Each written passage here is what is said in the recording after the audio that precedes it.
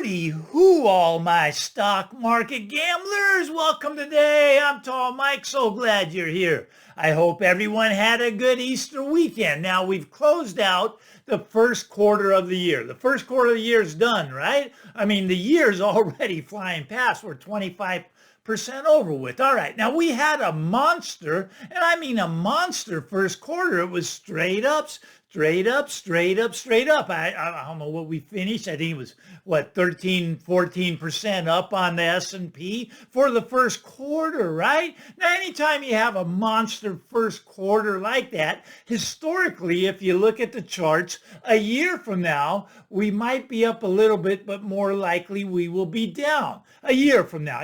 Now, we can still go crazy high from here. I mean, this market has gone up, and it can continue to go up and up and up for a while. But a year from now, after you have a blowout quarter like that, the return is usually pitiful. Usually the bonds return more, like putting your money in a bank at 4 or 5% will get you a better return than the stock market will in the next 12 months. That's just historically speaking. Now, a lot of people say, but Mike, it's different this time. We can print money into oblivion, and we can pump that market up higher. Now, I'm still waiting for it to drop down, below the 20-day moving average so I can take a shot on the downside. But right now, it's still going up. I could take a shot on the upside here, but I don't think so. I don't want to play that game. You might get another 1, 2, 3%. I don't know. But I think the downside is where the next big action is going to come. At first, we have to get below that 20-day and no telling how high we will get to before we drop below the 20-day. A lot of complacency has hit the market, right? There's no fear in this market, absolutely zero fear. Nobody fears that it's going to go down, and that's when I think it's about time that it will start to go down. Another reason I think it's going to start to go down is because of margin debt. A lot of people are buying on debt. They're borrowing money to put into the stock market. Margin debt is at close to a record high. And this will create a bigger bubble, right? It's created this huge bubble. I mean, a lot of people would say it's not in a bubble, but I'll go out on a limb and say the stock market's in a bubble along with the real estate market. They're in a bubble, right? And mark my words, a bubble is just a wealth distribution mechanism. Soon the wealth will be distributed from the moon boys to the professionals. Now the moon boys will stay in the game a little too long and they'll watch their profits disappear. In the housing market, people will watch their equity get wiped out. That's just a wealth transfer mechanism. A bubble always transfers wealth from one group of people to another group of people. This is just my take, of course. You may have your own take. Now, I will agree, a bubble, as insane as it is, it can get more insane. It can go higher. It can still go up. That's why I'm waiting for it to get below the 20-day before I take any shot to the downside. That's just what I'm doing. You do you, I'll do me. All right, let's get over to the real estate market. It always cracks me up. I don't know, over the Easter weekend, the long weekend, they must have had more time to put more real estate article out there. I'll just tell you about my favorite one. Anyways, the headline. Home buyers need to earn 80% more than they did in 2020. 80% more now to buy a house than they did in 2020. 80%. I don't know how many of you, leave me a comment. How many of you have had your income double since 2020? Has your income doubled? Well, it takes you 80% more income now to buy a house than it did in 2020. Very fascinating to me. Now in 2020, I'm just going to use the article's numbers. I don't agree with them, but I'm going to use them. Okay, in 2020, the average in 2020 needed to buy a house was $59,000 worth of income. To buy the average price house, you need $59,000 worth of income in 2020. Now in 2024, you need $100,000 worth of income. Now, it's interesting to note now in 2020, when they said you need 59,000 to buy the average price home, they're saying the average income was 66,000 according to this article. So if you made, you made 66,000, you had more than enough to buy the average price home. That's just back in 2020. But today, it takes $106,000 worth of income to buy the average price home.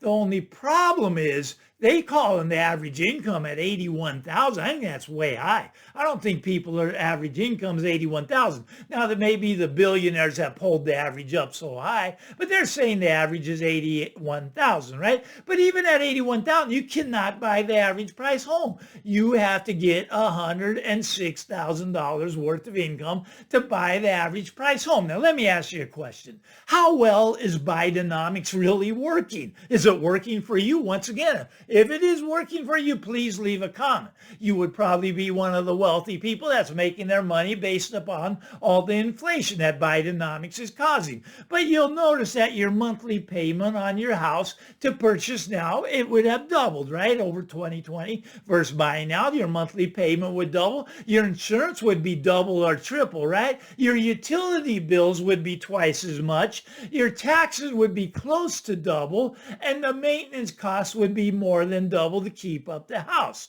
All right, that's very interesting. So I guess Bidenomics is actually working, right? Okay, now what they say, if you make the average income, it's going to take you 8 years just to save up 10% for the down payment.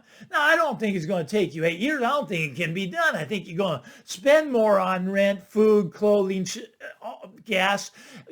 Everything is costing more today, so you're not going to have any money left to save. As a matter of fact, savings is at a record low. People have very little money to save, so it's going to take you probably longer than 8 years just to come up with a 10% down payment. But that's just how Bidenomics is now working for a lot of people. Now, this is also fascinating to note. Okay, in 2020, the average age of a first-time home buyer was 31 years old. 31 years old in 2020.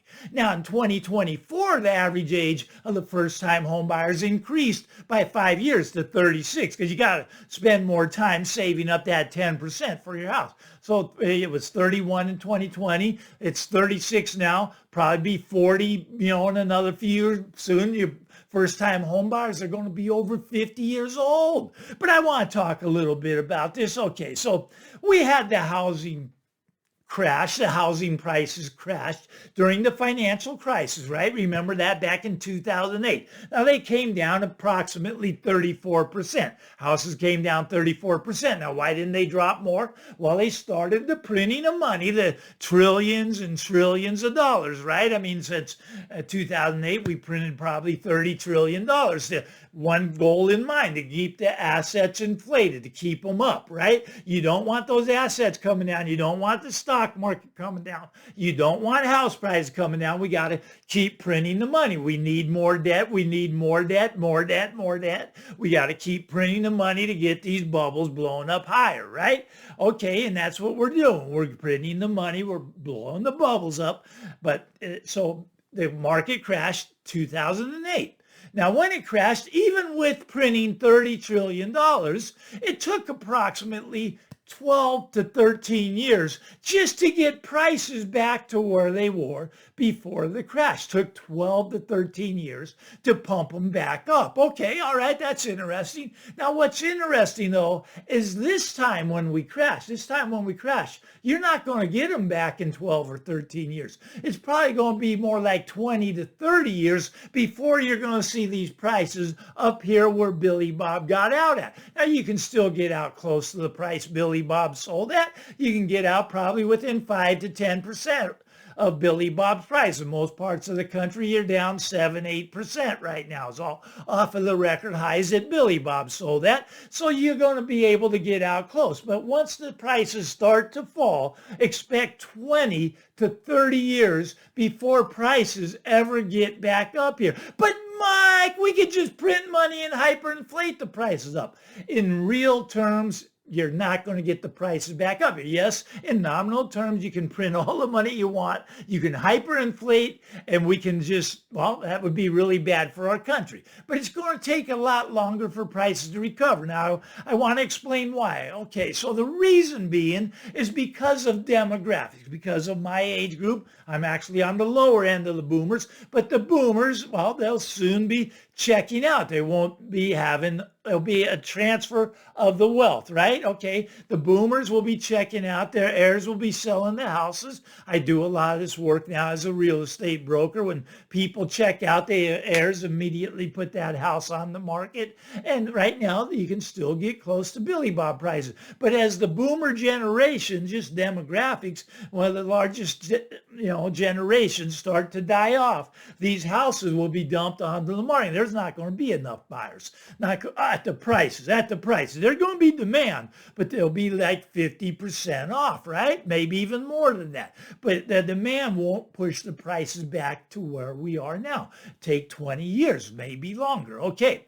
All right. So the baby boomers are going to be checking out. That's going to make a lot of the millennials happy. It's going to transfer some of that wealth to them. They have parents, right? Their parents die. They get the wealth, and that'll make some of those millennials happy. All right. And that's fine. But okay. But here's the thing.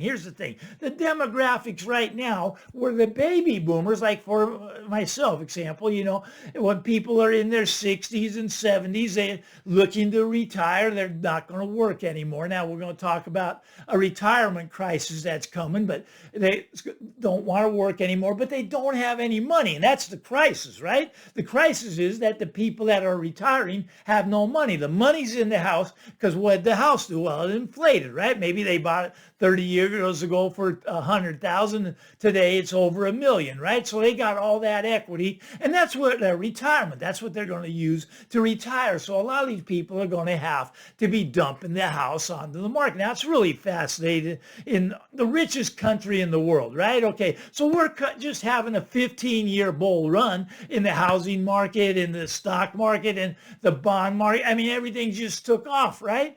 Yet 60% of the population doesn't have $400. How's that possible? Okay, 40% of age 55 to 65, 40%, they got zero savings. They have no savings for retirement. This is a failed system, right? And right now, it's much worse than I'm telling you, by the way. I'm sugarcoating it here a little bit, but there's going to be 10,000 people a day retiring right now. 10,000 people a day are going into retirement. Some of them will be forced retirement as they lose their job, and they'll be forced into retirement a little bit early, and that happens, okay? But it's a big problem. People don't have money right now. What else don't they have money for? Well, the government. The government doesn't have any money for Social Security, for Medicare. These are big Ponzi schemes. But Mike, I paid into them all my life. Of course I'm going to get my Social Security. Of course I'm going to get my Medicare. Well, what did the government do? Well, the government took the money and they spent it. Oh, but Mike, you don't understand. They put bonds in its place. That's like me putting in a check for $5 million. I don't have $5 million, but I put it in there and I take the $5 million out. Look, it's a Ponzi scheme at best. We're talking $120 trillion here. Now, right now, government's only $35 trillion in debt, but you tack on that 120, you're over $150 trillion.